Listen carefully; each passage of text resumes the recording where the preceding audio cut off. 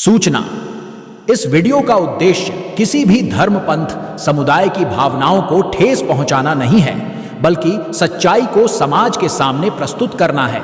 माध्यम भले ही पैरडी हो, वर्तमान समय की आवश्यकता को देखकर इसमें कुछ हास्यास्पद सीन को शामिल किया गया है। उद्देश्य सिर्फ धार्मिक प्रचार है।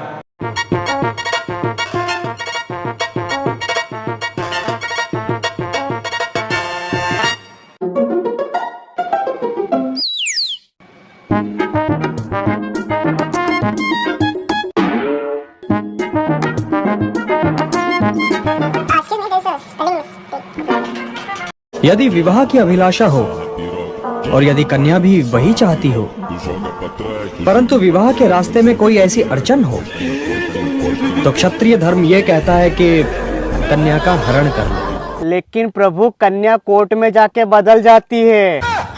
वो बोलती है कि तो जबरदस्ती मुझे भगा के लाया, फिर उसके बाद पुलिस वाले हमारा हरण कर लेते हैं प्रभु, और बहुत ज्यादा जूते मारते हो प्रभु। लगी मेरी तेरे संग लगी ओ मेरे शंकरा, लगी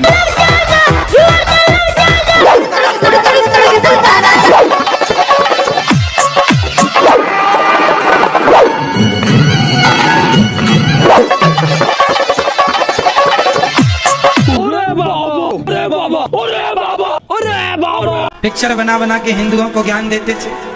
आज उन्हीं की बेटियां कम कपड़े पहनकर, या यूं कहें हमारे भाषा में कहते हैं नंगे होकर, केक काट रही हैं। बाप से पूछा गया, आपकी बेटी इतने से कपड़े पहन के केक काटती है?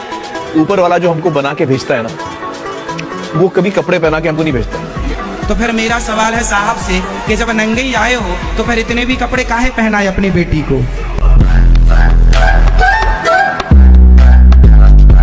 अब तुम लोग गलती से अगर नए हो तो सब्सक्राइब करो। वो जो लाल वाला बटन है उस पर अपने जीजा जी फेंक के मारो या फूफा जी, मुझे नहीं पता, बस क्लिक हो जाना चाहिए। अब मैं भी जा रहा हूं, मुझे मुठिया पेलने जाना है। बाय। वो है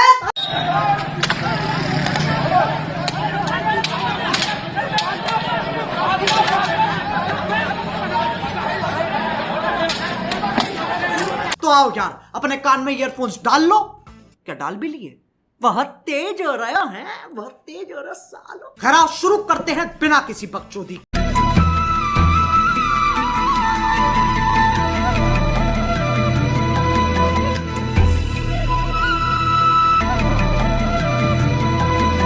लेकिन मेरे को ये समझ नहीं आता कि जब कर्म करके फल लेना है, कर्म करके फल लेना है, तो वो भक्ति का उसमें क्या योगदान है? वही मेरे को। और जब भगवान कहते हैं कि मेरी आप भक्ति करोगे तो मैं हर चीज से आपको मुक्त कर दूंगा, आपके लिए जीवन आसान कर दूंगा, तो फिर कर्म का दोष कैसे लगेगा? मुझे वो समझ नहीं आता। वाह, सुंदर प्रश्न है, इसलिए ताली बजाओ। सब बैठो आप लोग, अच्छे प्रश्न पूछने चाहिए ऐसे जैसे इन्होंने पूछा। सब बैठो, पहले अगल बगल की बहनें सब बैठाओ।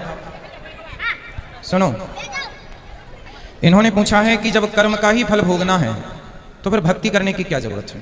सिंपल ये है। क्यों? सही है। अर्जुन भक्त थे कि नहीं? माइक ले लो, आगे पीछे की मैया बैठ जाओ। अर्जुन भक्त थे कि नहीं? थे ना। लेकिन अर्जुन को भी 12 वर्ष का वनवास जाना पड़ा। 12 साल तक जंगल में रहना कोई सरल काम तो नहीं है। 1 साल अज्ञातवास जंगल में रहना, किसी के दास दासी बन के रहना सरल काम तो नहीं है। जबकि अर्जुन जैसा भक्त कौन होगा? फिर भी उन्हें कष्ट उठाना पड़ा। भगवान राम तो स्वयं भगवान थे, 14 साल का कष्ट। माता सीता तो साक्षात लक्ष्मी थी, फिर भी दर दर की ठोकर जंगल में लकड़ियां काट काट के बच्चों का लवकुश का लालन पालन किया। इसी प्रकार अब आप कहते हैं कि जब हम भक्ति करें तो फिर कर्म ही का फल भोगना है, तो भक्ति का अर्थ क्या? बात ऐसी है बेटा कि कर्म तो अपनी जगह है, कर्म तो हमें भोगनी है, हमें भी भोगना है, आपको भी भोगना। झूठ बोलो, बार बार झूठ बोलो, जो भी बोल सकते हैं सब झूठ बोलो, जहां भी बोल सकते हैं झूठ बोलो, जितनी बार बोल सकते हैं झूठ बोलो, किसी भी विषय पर बोलो तो सिर्फ और सिर्फ झूठ बोलो।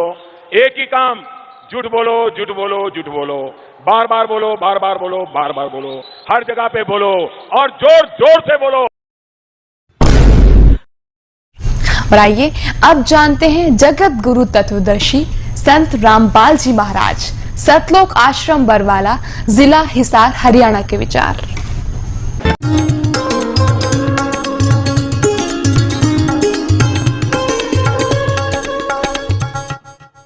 पुण्यात्माओं, किसी भी संत ऋषि की आप थ्योरी देखो, अपना अनुभव देखो,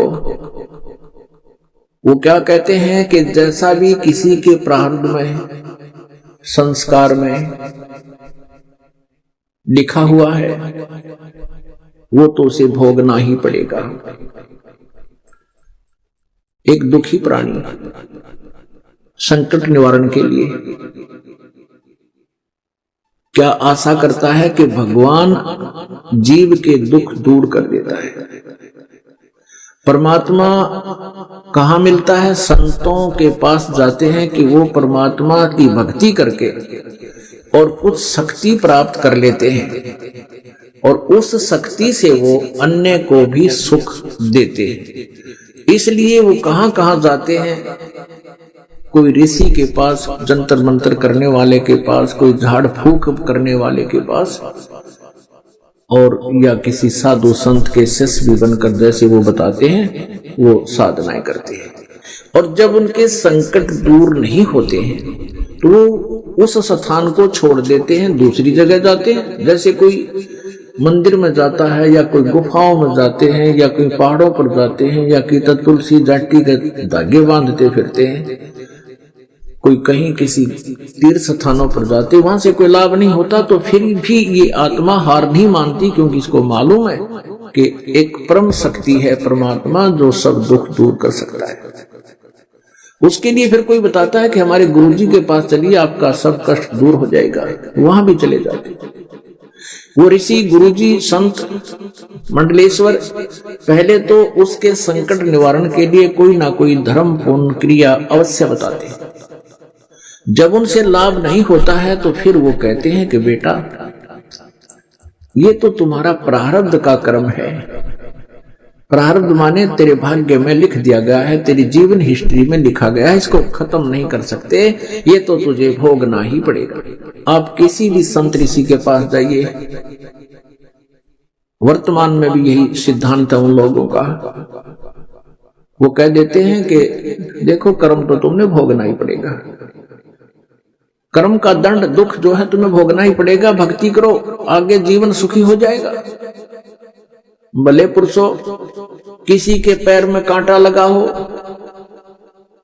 और वो किसी से कहे कि देखो मेरे पैर में पीड़ा हो रही है, कांटा लग के गहरा चला गया, टूट गया, अंदर घुस गया, दिखाई नहीं दे रहा बाहर से, तो जानकार व्यक्ति देखकर बता देता है कि तेरे पैर में कांटा लगा है, जिस कारण से तुझे ऐसा है, पीड़ा हो रही है।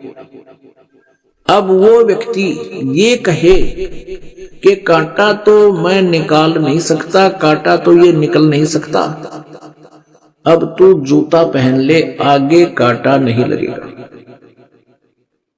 आगे कांटा नहीं लगेगा। क्या ये संभव है? कांटा लगे पैर में जूता कभी नहीं पहना जा सकता।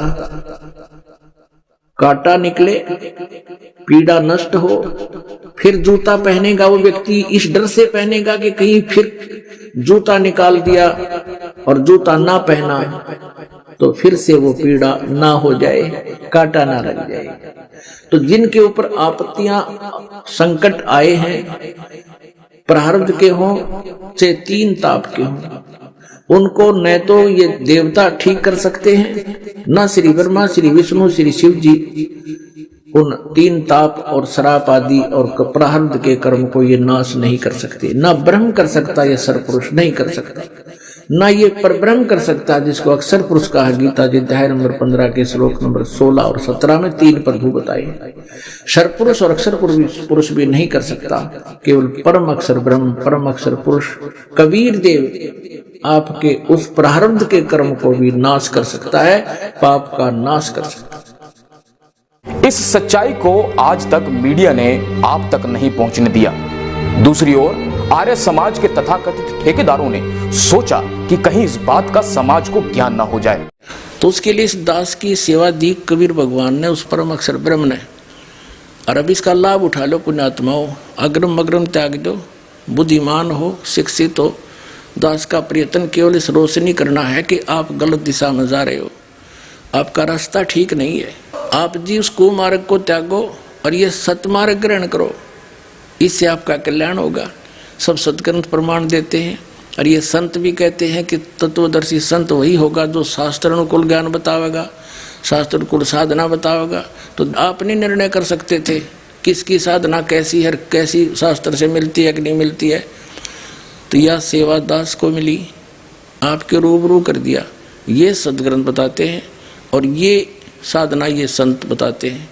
यह साधना वेद और गीता से नहीं मिलती, यह डुप्लीकेट है, यह रास्ता गलत है, ये विधि गलत है, ये संत नकली है। इनको त्याग दो और ये सतमार्ग ग्रहण करो। बोलो सतगुरुदेव।